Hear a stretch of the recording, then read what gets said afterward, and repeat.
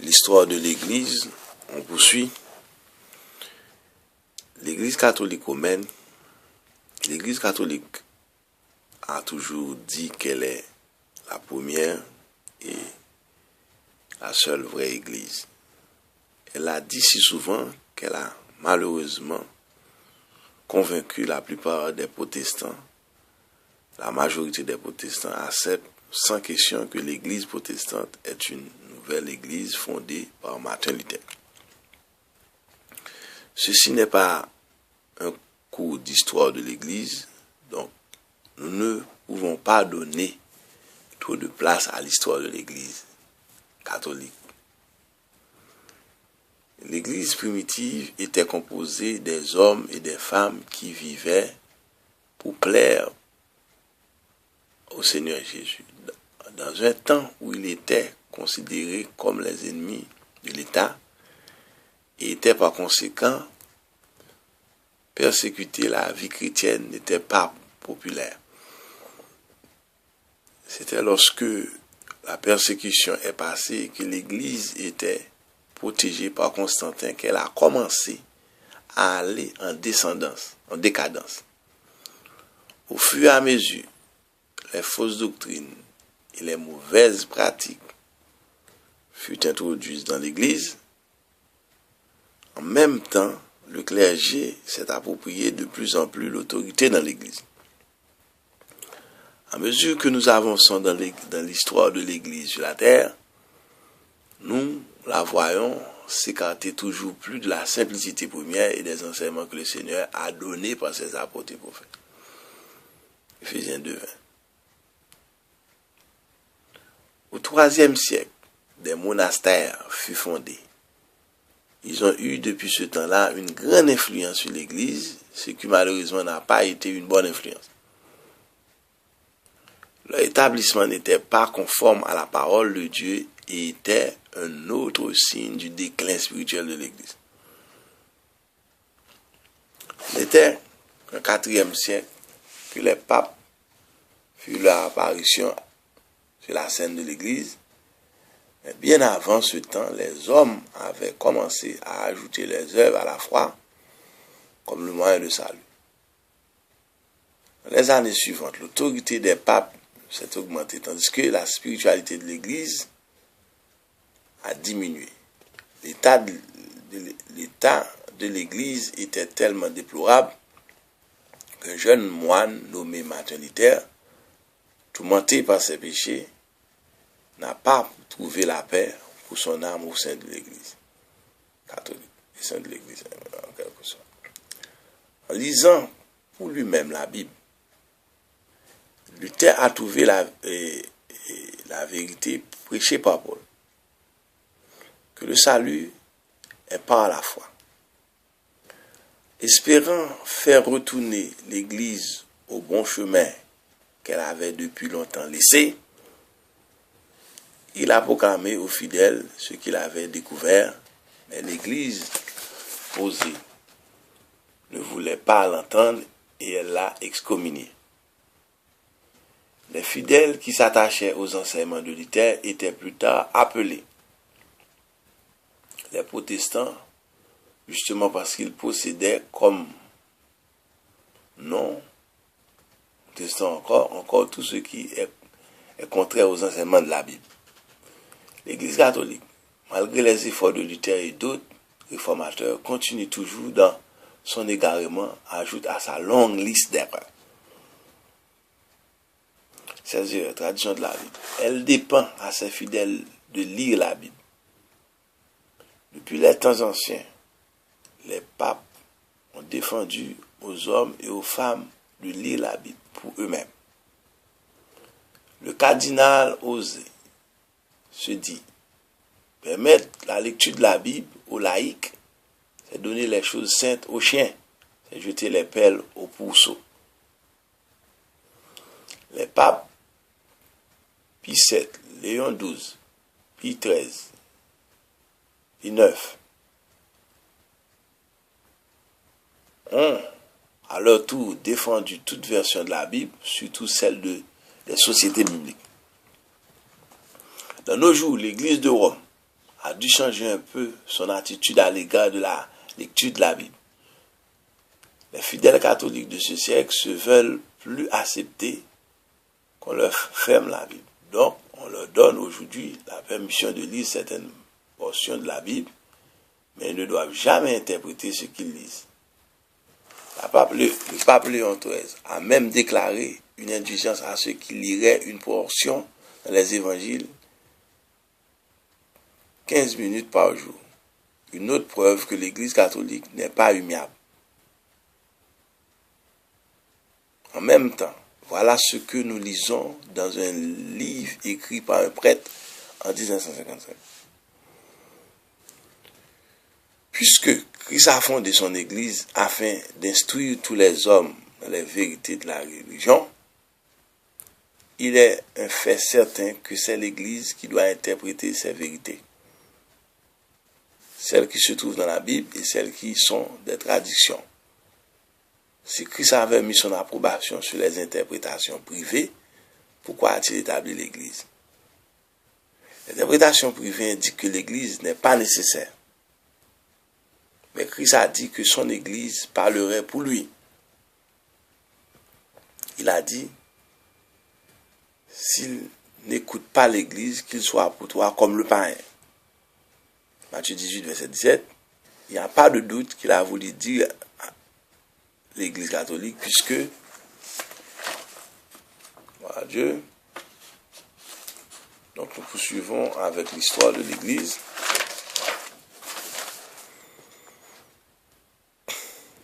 Il a fondé. Remarquez que ce verset est pris hors de son contexte. En défendant la lecture de la Bible, elle est contradictoire avec la Bible. Deutéronome 17, 18, il s'agit d'un roi et non d'un prêtre. Josué 1er, verset 8, il s'agit d'un chef militaire. Somme 1er, verset 2, Somme 119, verset 1, un simple croyant. Acte 17, 10 et 11, ce ne fut pas des prêtres qui examinaient les Écritures. Colossiens 4, 16, 1 Thessaloniciens 5, 27, ces portions devaient être lues à tous. Notez les versets suivants. Jean 8, 31, 37, Jean 5, 24, 17, 14, 1 Pierre 2, 2, Apocalypse 1, 3, 2 Pierre 1, 20, Jean 16, 13 et 14, Jean 14, 26. Il donne à la traduction une autorité égale à celle de la Bible. La définition catholique de la traduction est celle-ci. La traduction est l'ensemble de toutes les doctrines révélées que les apôtres n'ont pas écrites dans le Nouveau Testament. Elles ont néanmoins une révélation divine et ont été transmises aux apôtres par Christ. Voilà ce que dit une autorité catholique. Beaucoup de sectes protestants croient que seulement les Écritures contiennent la révélation divine, mais l'Église catholique donne des preuves concluantes que la tradition a une importance égale. Christ a fait tout son enseignement oralement. Autant que nous sachions, il n'a rien écrit. Voilà pourquoi nous insistons sur l'autorité de la tradition. Ok, on reprend cette portion. Voilà ce que dit une autorité catholique. Beaucoup de sectes protestants croient que seulement les Écritures contiennent la révélation divine. Mais l'Église catholique donne des preuves concluantes que la tradition a une importance égale.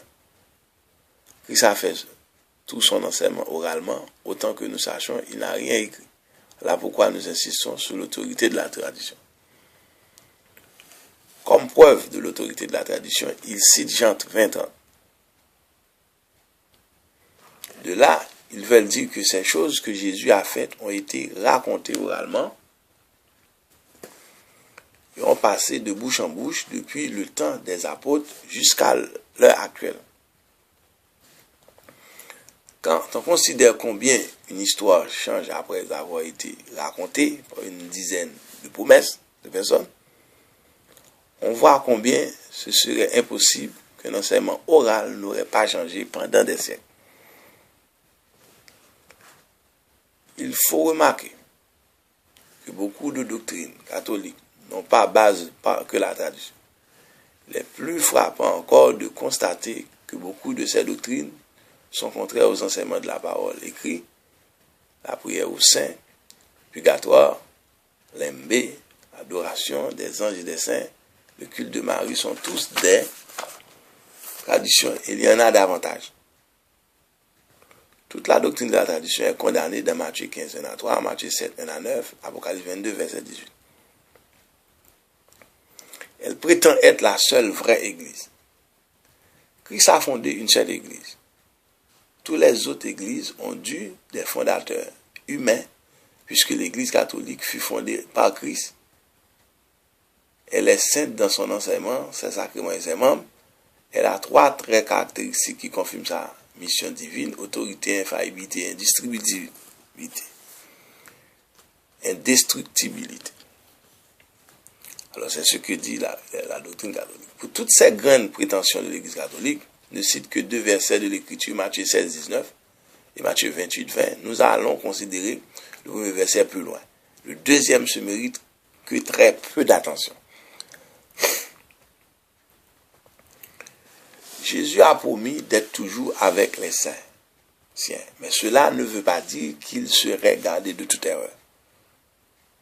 Il était avec les 12, mais l'un d'eux l'a trahi et un autre l'a nié. Et les autres se sont fuis. Il leur a enseigné qu'ils ressusciteraient, mais ils n'ont pas cru. Si les apôtres étaient infaillibles, sans parler de leurs soi-disant successeurs, Paul a écrit audacieux en parlant contre Pierre. Galates 2, verset 1.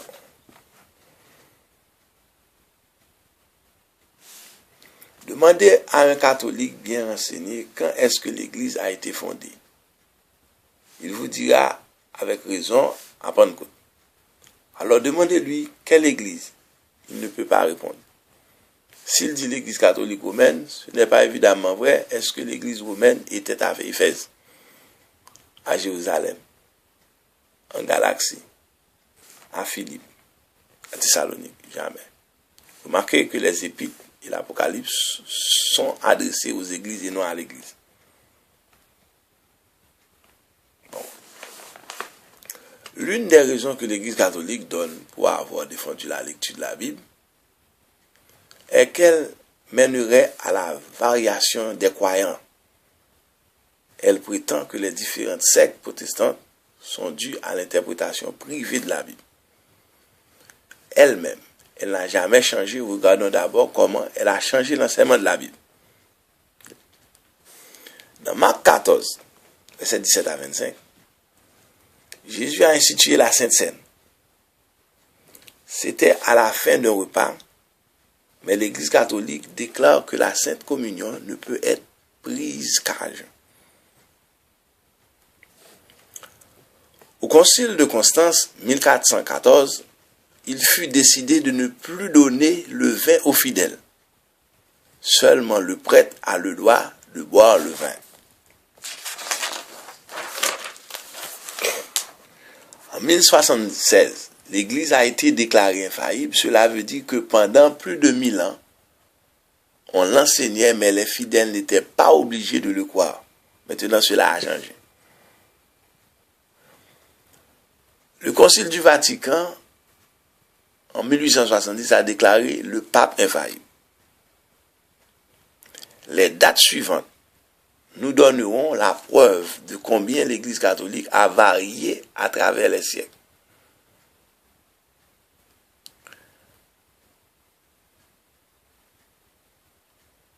Moine et couvent, l'an 250. Adoption officielle, 5e siècle. Culte des saints, l'an 375. Adoption officielle, l'an 609. Prière pour les morts, l'an 210. Adoption officielle, l'an 400. Culte de la Vierge, l'an 360. Adoption officielle, 450. Tous les évêques soumis à ceux de Rome. Adoption officielle, l'an 455. Le culte en latin. Adoption officielle en 600. Abstinence de la viande. Carême, l'an 610. Pouvoir temporel des papes, l'an 754. Fête de la Toussaint, l'an 835. Canonisation des saints, l'an 1000. Fête des morts, l'an 1003. Fête des indulgences, l'an 1300. Infaillibilité de l'Église, l'an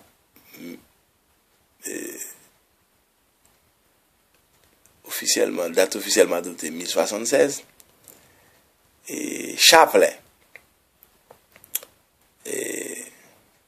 l'an 1300, alors date officiellement adoptée. La messe, l'an 1545. Les 7 sacrements, l'an 1547. Transubstantiation, l'an 1215. Confession auriculaire, l'an 1215. Fête de Dieu, l'an 1310. Retranchement de la coupe aux fidèles, l'an 1415. Extrême onction, l'an 1439. Purgatoire, l'an 1439. Les apocryphes déclarés inspirés, l'an 1545. L'autorité des traditions données, l'an 1545. Immaculée Conception, l'an 1845. Infaillibilité du pape, l'an 1870. Assomption de la Vierge Marie, l'an 1950. Elle est une église idolâtre. Le Concile de Trente, 1545-1563, décréta que les images de Christ et de la Vierge Marie et celles de tous les autres saints soient retenues dans les églises pour être honorées et vénérées. Avant le IVe siècle, les images ne se voyaient pas dans l'église. En 1727, l'empereur Léon III ordonna de les faire disparaître des temples chrétiens. Le concile de Constantinople les interdit en 754, le concile de Nicée les rétablit en 786. La lutte a continué pendant plusieurs siècles et fut l'une des causes de la séparation de l'Église de l'Orient de l'Église de Rome. Ce n'était qu'en XVIe siècle que le culte des images est devenu un article de foi. L'Église catholique prétend qu'elle n'adore pas les images. Les statues et les religions sont vénérées, honorées, mais quand on se met à genoux devant elles et les adresse des prières, il est inutile de dire que l'on ne les adore pas. Voir Ésaïe 24, Deutéronome 7, 25, 27, 15, Lévitique 26, 1er roi 14, 15, de Chronique 33, 2 et 7, Ésaïe 42, verset 8, Somme 31, verset 7. Elle est une église blasphématrice, alors l'église catholique. Elle fait des réclames extravagantes pour ses papes et ses prêtres. Elle a même donné au pape le nom dont Christ se servait en parlant à son Père. Jean 17, verset 11. Quand le pape prononce une doctrine de foi ou de moralité, il est infaillible. Il est vrai qu'il y avait quelques papes dont la vie n'était pas exemplaire. Ils peuvent prêcher comme toute autre personne et naturellement, ils doivent travailler pour le salut comme tous les autres hommes. L'Église prouve son identité avec Christ en ce qu'elle peut tracer son gouvernement directement à lui, puis une lignée non interrompue de 262 pages. Cette dernière déclaration est en contradiction avec l'histoire de l'Église catholique. Considérons un peu cette histoire. À la mort de Grégoire XI, vers 1378, le peuple a demandé un pape italien. Quand les cardinaux se sont réunis pour lire un nouveau pape, la populace s'est écriée, nommé en italien, ou mourir. Un Italien fut nommé Urbain VI. Il était un tyran, haï par les cardinaux et bientôt par d'autres. Les cardinaux avaient-ils commis une erreur où le moment, l'Église déclare qu'il ne le pouvait pas, mais Urbain était insupportable. Donc, ils ont carrément nommé un autre, Clément VII. Alors, en ce moment-là, l'Église avait deux papes, lequel était infaillible, lequel était le successeur de Pierre. En 1408, l'Église se trouvait encore avec deux papes. Ok? Et se sont réunis, ils ont demandé aux deux papes de comparaître devant eux pour trouver une solution à ce problème gênant. Les deux ont refusé de comparaître, alors les cardinaux ont rejeté tous les deux et ont nommé un troisième. Entre ces trois, lequel était infaillible, lequel était le successeur de Pierre. Grégoire V avait seulement 24 ans quand il est devenu pape. Mais il y avait une rébellion contre lui, il a dû s'enfuir. Après son départ, les cardinaux ont fait choix d'un nouveau pape. Jean XVI. Mais que quoi? Surpris après les officiels du pape, il est retourné à Rome et a annoncé qu'il était encore pape. Il a demandé que Jean comparaisse devant lui. Il a déclaré sa robe, a fait crever ses yeux et couper son nez sur ses oreilles. Il était alors jeté en prison. Il est mort peu après. Lequel de ces papes était infaillible et parlait pour Dieu. Cette histoire pourtant est portée dans l'encyclopédie catholique, tome 8, page 428. Si ça ne change pas. De toute façon. Le pape Jean XII était parmi les pires de tous les papes. Sa conduite était si mauvaise que les cardinaux ont dressé une liste d'accusations contre lui. Et l'on a appelé en jugement, il a refusé de venir et a menacé d'excommunion tous les cardinaux. Le jugement a eu lieu, donc, en son absence. Voilà les accusations. Le pape avait célébré la messe sans la communion. Il avait consacré un prêtre dans une étape à une heure inconvenable. Il avait consacré des évêques à prix d'argent. Il avait consacré évêque un garçon de 10 ans. Il avait commis d'innombrables adultères. Il avait fait crever les yeux à un officier catholique. Il avait fait tuer un autre officier de l'église. Il avait brûlé quelques maisons. Il avait bu à la santé du diable. Il avait joué au dé tout en invoquant l'aide de Jupiter, Vénus et des démons. Il refusait de faire le signe de la croix. Le tribunal des cardinaux a trouvé Jean coupable et il a déposé un autre mis à sa place. Mais pendant les années de son règne, tout ce qu'il a dit émanait de Dieu d'après les catholiques. Les papes se sont contredits. En 1713, le pape Clément XI a condamné la lecture des Écritures. 2 siècles plus tard, Benoît XV l'a recommandé. Le pape Paul III a approuvé les jésuites en 1773. Il fut supprimé par Clément XIV, mais fut rétabli en 1814 par le pape Pie VII. Un livre catholique qui porte le nom de Nihili Obsta, Nihili Obsta, du pape dit ceci à l'égard de Grégoire le Grand. Saint Grégoire le Grand fut l'un des plus brillants et les plus saints des papes. Alors lisons ce que Grégoire a dit quant à l'autorité du pape. L'un des évêques, Jean, avait pris le titre d'évêque universel et Grégoire lui a écrit ce qui suit. Par quelle audace ou quel orgueil vous efforcez-vous de vous emparer d'un titre nouveau qui peut scandaliser tous les frères? S'emparer de ce titre impie, c'est imiter Satan. Que direz-vous au terrible jour du jugement à venir, puisque qui aspire à être appelé dans ce monde non seulement pape, mais pape universel? Repoussez cette perfide suggestion. Que dirait ce pape saint de titre dont s'emparent les papes actuels? En face de ce que les papes réclament pour eux-mêmes, voyons ce que disent les Écritures. Marc 10, 42, 45, Marc 9, verset 33 à 37, Jésus appelle les disciples serviteurs. 1 Corinthiens 3, 4 et 5, 1 Corinthiens 4, 5, 1 Corinthiens 9, 19, Paul s'appelle serviteur. 2 Pierre 1er, le serviteur. Mais le simple commandement de Christ, elle accorde à Marie une position que la Bible ne lui accorde pas.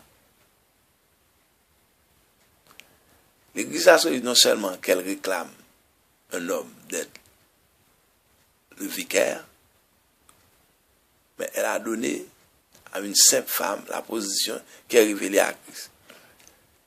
Marie, la médiatrice de toutes les grâces, c'est un privilège et son devoir de briser la tête de Satan pour toujours, Colossiens 2, verset 15. Je reprends, l'Église catholique non seulement qu'elle réclame à un homme d'être le vicaire ou remplaçant de Jésus-Christ, mais elle donne à une simple femme la position qui est réservée à Christ. Marie est la médiatrice de toutes les grâces, c'est son privilège et son devoir de briser la tête de Satan pour toujours. Colossiens 2, verset 15. Marie est la mère de Dieu. Christ est une personne et non deux. C'est une erreur de dire qu'elle est seulement la mère de la nature humaine de Christ. On prétend que Marie n'a jamais péché. Marie n'a jamais péché, elle avait une volonté libre. Comme le reste de l'humanité, mais a choisi de ne pas pécher. Regardez ce que les papes eux-mêmes ont dit avant que le dogme de l'Immaculée Conception ait affirmé que Marie a été conçue sans péché. Clément d'Alexandrie a écrit « La parole, le Seigneur Jésus-Christ seul est né sans péché. » Augustin, Christ seul n'a point connu le péché. Saint Bernard, grand est mon étonnement d'entendre quelqu'un dire que la Vierge est née sans péché. Bientôt, quelqu'un a vu suggérer que sa mère l'a été aussi, et aussi sa grand-mère, ou finira-t-on, Jésus-Christ seul a été conçu sans péché. Donc nous poursuivons avec l'histoire de l'Église. Maintenant, nous étudions la doctrine de l'Église catholique. Saint-Pierre Lombard, Marie sans péché originel, impossible. Léon 1, le Seigneur Jésus seul, parmi ceux qui sont nés des femmes, est né sans péché. Regard 1, Christ seul est vraiment saint. Innocent 3, Ève fut produite sans péché. Nul est à reproduire dans le péché. Marie est née dans le péché, mais elle a reproduit sans péché. Tous ces papes était infaillible comme le prétend l'Église catholique, mais elle-même a dit « Mon esprit se réjouit en Dieu, mon sauveur », Luc 1er 47, ce sont les pécheurs qui ont besoin d'un sauveur. Nulle part dans la Bible, on ne trouve une suggestion qu'elle était sans péché. Luc 1er, 38 et 49. Ok? On fait d'elle une médiatrice dans une brochure qui porte l'imprimature du cardinal, Spelin de New York, on lit, il y a une seule médiatrice en Christ et les hommes. La Sainte Vierge Marie. Marie est le chemin, la vérité, la vie. Nul ne vient à Jésus que par Marie.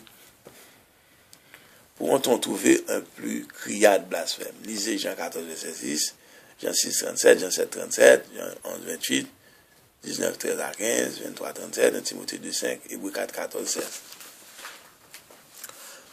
Donc maintenant, on lui adresse des prières.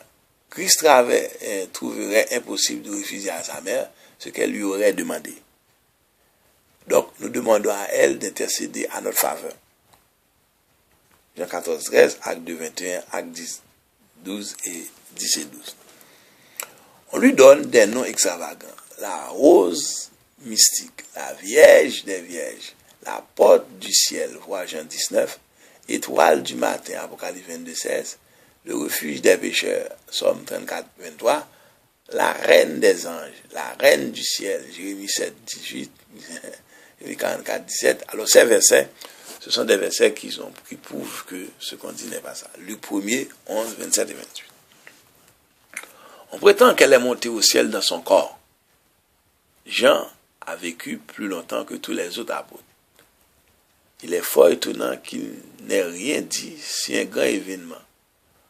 La dernière mention de Marie dans la Bible est dans Acte 1er 14. Ni l'histoire sacrée ni l'histoire profane ne parlent plus d'elle.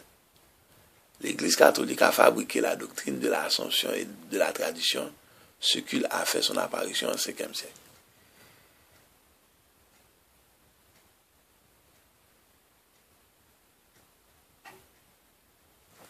Il n'y a pas un seul cas dans la Bible où l'un des apôtres ait adressé un mot à Marie. Elle accorde à Pierre une position qui lui est inconnue dans la Bible. Pierre n'a rien réclamé pour lui-même. Luc 5, verset 8, de Pierre 1er. Les autres apôtres ne lui accordaient pas un honneur spécial. Galates 2, 11 et 2, 2 Corinthiens 11, verset 5 et 28, Matthieu 18, 21, Marc 9, 33 à 34. Bon, Le Seigneur ne lui n'accorde pas un honneur spécial. Matthieu 14, 31, Matthieu 16, 23, Matthieu 26, 40, Apocalypse 21, 14. L'Église romaine a mal compris Matthieu 16, 18. Beaucoup de ce que nous avons à dire ici est tiré de Rome face à l'Évangile. Automachie. Tu es Pierre. Sur cette pierre, je bâtirai mon église. Même la Bible crampon n'ose pas écrire ce deuxième mot, Pierre, avec une majuscule. Le mot ici traduit Pierre se trouve 5 fois dans le Nouveau Testament. Pour les autres fois, il est traduit rocher. Il devrait l'être ici également, Romains 9, 33, 1 Corinthiens 10, 4, 1 Pierre 2, 7, Apocalypse 16, Apocalypse 6, verset 15. Le Seigneur disait en effet, tu es Pierre, et sur ce rocher, je bâtirai mon église. Si Pierre devait être la pierre sur laquelle est bâtie l'église, pourquoi Ésaïe n'a-t-il pas dit, j'ai mis pour fondement à Rome une pierre? Ésaïe 28, verset 16. Pour éviter tout équivoque, pourquoi le Seigneur n'a-t-il pas dit, tu es Pierre et sur toi je bâtirai mon église? Tout ce que nous venons de dire est vrai, mais ce n'est pas là qu'il faut commencer quand on parle à un catholique. Il vous dira simplement que ce n'est pas vrai. S'il n'est pas un savant en hébreu, vous ne saurez pas le convaincre. Ce qu'il faut faire, c'est de lui montrer que les Écritures, que Christ est la pierre sur laquelle est bâtie l'Église. Marc 12, 10, Actes 4, 11 à 13, 1 Pierre 2, 4 à 7. Pierre aurait-il mal compris ce que le Seigneur a dit? 1 Corinthiens 13, 3, verset 11, Éphésiens 2, verset 20, Jean 4, verset 2 et 3. Depuis les temps anciens, les pères de l'Église ont compris qu'il s'agit de Christ et non de Pierre. Augustin a dit, cela veut dire que sur cette foi, sur ce que tu as dit, je te donnerai les clés du royaume des cieux. Remarquez d'abord qu'il s'agit de Christ et non de Pierre. Augustin a dit, cela veut dire que cette fois, c'est ce que tu as dit. Je te donnerai les clés du royaume des cieux. Remarquez d'abord que Christ est lui-même la porte. Jean 19, Apocalypse 1, 18, Apocalypse 13, 3, verset 7. Les prêtres et même les papes demandent la prière pour leur âme. Il semble qu'ils ont les clés, mais ne peuvent pas ouvrir la porte pour eux-mêmes. Voici les clés que le Seigneur a données à Pierre. Acte 2, verset 14, 22, l'évangile présenté à Israël. Acte 8, verset 14, 17, l'évangile présenté aux Samaritains. Acte 10, 1 à 48, 15, 7, l'évangile présenté aux païens. Matthieu 23, 13, les pharisiens avaient aussi des clés. Tout ce que tu liras sur la terre sera lié dans les cieux. Ces paroles ont été adressées à tous les disciples, non seulement à Pierre, et pas même seulement aux 11, Matthieu 18, verset 15 à 19, Jean 20, 19 à 24. Il s'agit simplement de disciples dans l'Église et non du salut. Jamais Christ n'a donné aux hommes le privilège de décider le destin éternel d'une âme. Là au Saint-Esprit de Dieu, nous poursuivons avec l'Église catholique, sa doctrine.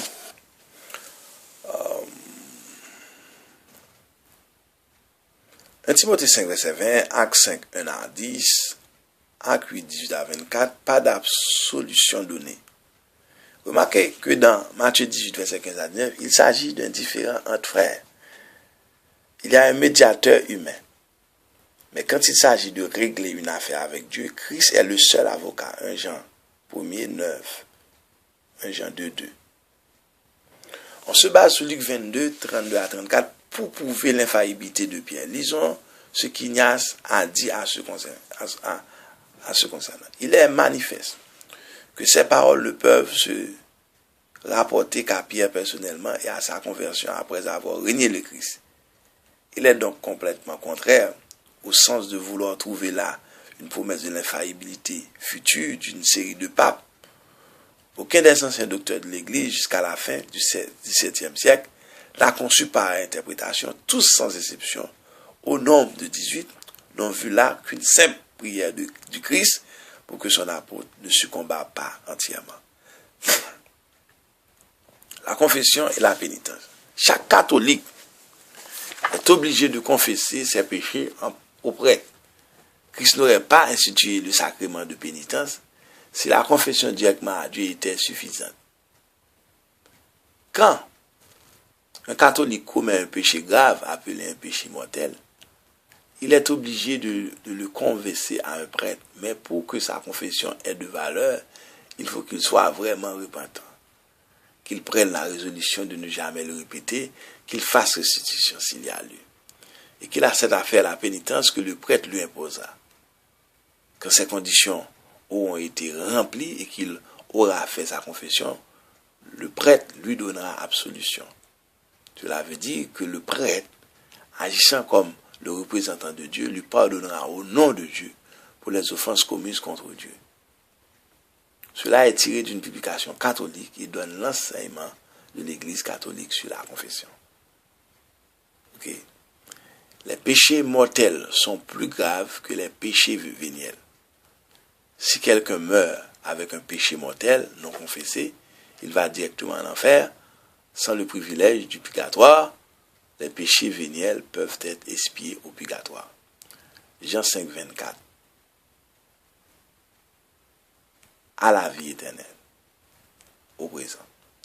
Romains 5, 1er, étant justifié par la foi.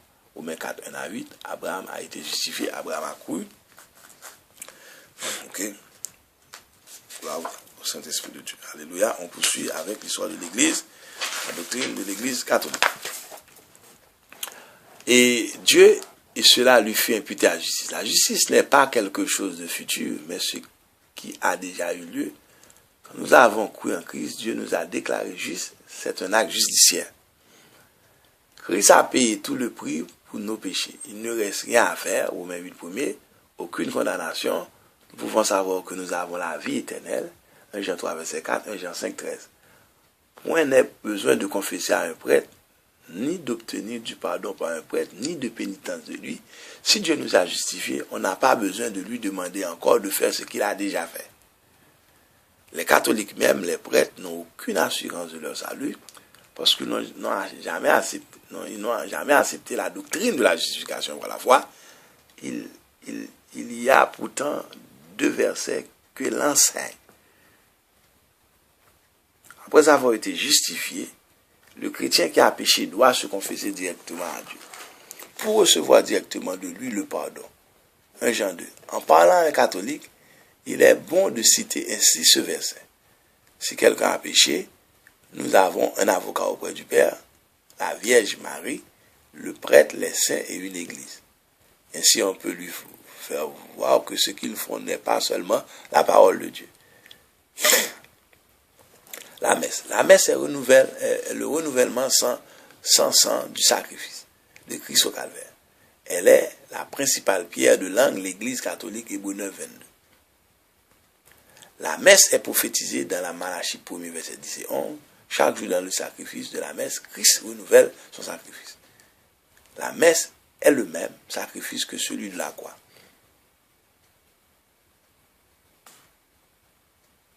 La Bible enseigne clairement qu'il y a un seul sacrifice pour le péché. Les catholiques ne peuvent pas répondre à l'épître aux Hébreux. Hébreux 10, verset 14, une seule offrande.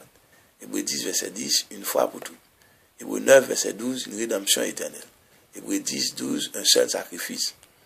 Hébreux 9, 11 à 28, Éphésiens 5, 2. Christ s'est offert lui-même, point n'est besoin que le prêtre l'offre sans sacrifice.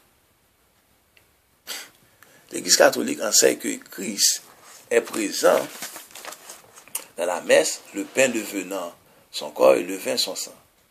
Ce changement miraculeux a lieu sur l'ordre du prêtre. Se basant sur les paroles de Christ, Jean 6, prétend que Christ a promis d'être corporellement présent dans le pain et le vin, et se basant sur Luc 22, 19. Faites ceci en mémoire de moi. On prétend qu'il a transmis aux apôtres l'autorité de célébrer la messe, Bruxelles 24, un sacerdoce qui n'est pas transmissible. Dans Jean 6, 48, 45, 48, Jésus a dit qu'elle est le pain de vie et que ceux qui mangent sa chair ont la vie éternelle. Il est évident qu'il emploie un langage imagé, mais que les Juifs et ses disciples ont interprété ces paroles littéralement. Pendant le verset 63, il a précisé que les paroles étaient esprit et vie. Dans le verset 51, il a déclaré qu'il fallait manger, mais il avait dit dans le verset 35 que celui qui vient à moi n'aurait jamais faim. Si l'on ne peut pas dire qu'il se contredisait, il faut admettre qu'il parlait dans un sens figuré. Bon. S'il faut interpréter ces paroles de Jésus, je suis le pain, d'une façon littérale, il faut faire aussi de même ces autres déclarations. Je suis la porte, Jean 19. Est-il fait de bois? Je suis le bon berger, Jean 10, 11. Avait-il un troupeau? Je suis le vrai cep, Jean 15, 1er. Où dit-il, on voit combien c'est écrit. Ok. Le purgatoire, le lien et l'état de punition où l'âme souffre pour un temps afin d'être purifiée avant d'aller au ciel. Au purgatoire, les péchés véniels et mortels qui ont été confessés mais pas expiés doivent être ôtés par la purification avant que l'âme puisse entrer au ciel. Selon un livre écrit par un prêtre catholique, le purgatoire est l'une des doctrines les plus consolantes de l'Église, quoiqu'il soit un lieu de tourment. C'est un lieu où sont retenus ceux qui ne sont pas assez pour être admis au ciel. Ils ont les amis de Dieu, mais ils n'ont pas encore complètement expié leurs péchés, quoiqu'ils soient morts dans un état de grâce, sans avoir de péché non pardonné. Dieu est juste et il faut que ces âmes, lui, paient leur dette. Imaginez un Dieu juste qui aurait pardonné les péchés.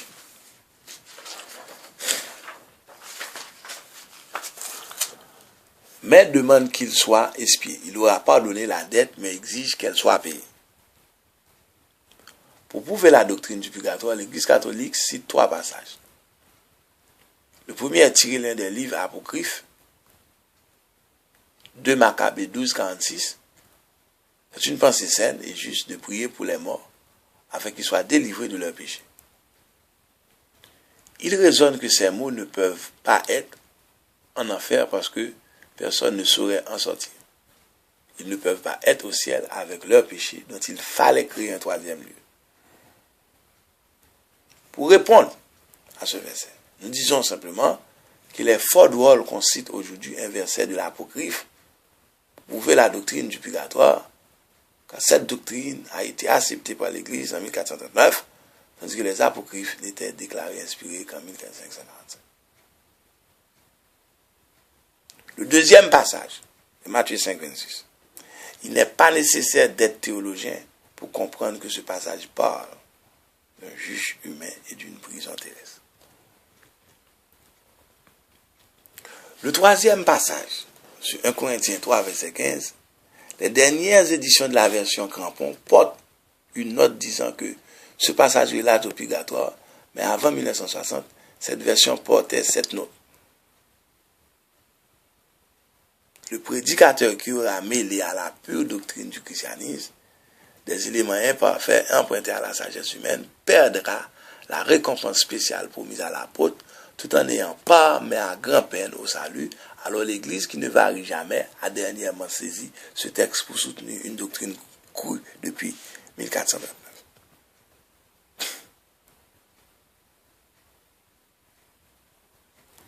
Voir 1 Jean 1er, verset 7-9, 2 Corinthiens 5, 8, Philippiens 1er, 23, Romains 8, 1er, Jean 1er, 29, Luc 23, 43. Le brigand pensait à un temps futur, mais Christ a dit aujourd'hui, Jean 19, 30. En parlant aux catholiques, comme aux autres, il faut se souvenir que votre but est de les gagner à Christ. Faites voir ce n'est pas seulement une question de changer l'Église. Nous avons parlé de leur histoire qui est honteuse, mais il n'est pas toujours sage d'employer son histoire comme un argument. Faites voir dans les Écritures les erreurs. Ils peuvent vous traiter en ennemi, mais rappelez-vous toujours que Christ est mort pour eux, pour tout le monde, et il veut les sauver. Amen. Gloire à Dieu. Donc, Matthieu 16, 18, Jésus-Christ a déclaré, je bâtirai mon église et les portes du séjour des morts ne prévaudront point contre elle. Éphésiens 2, 20. Mon nom c'est Gary Wolsey, pasteur Gary Wolsey, donc j'ai mis plusieurs vidéos sur YouTube, plusieurs types d'études. Si quelqu'un veut me contacter, gary.wolsey@yahoo.com, 438 792 46 18. Donc, on a plusieurs études, donc c'est l'histoire de l'Église. Et donc aujourd'hui, nous avons parlé de la doctrine catholique. Et puis la plus prochaine fois, on va parler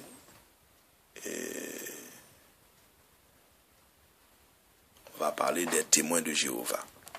Ok, que Dieu vous bénisse. Donc, l'essentiel, c'est si quelqu'un, quel que soit le type, protestant, catholique, témoin de Jéhovah, la Bible, c'est la parole de Dieu. C'est la révélation de Dieu.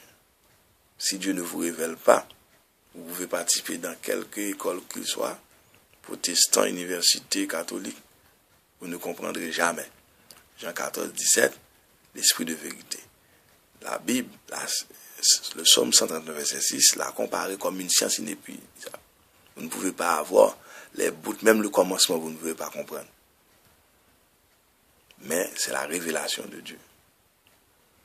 Donc, que Dieu vous bénisse, à très bientôt. L'histoire de l'Église, il y a beaucoup de séries qui sont déjà listées en YouTube. Que Dieu vous bénisse, à très bientôt. Amen.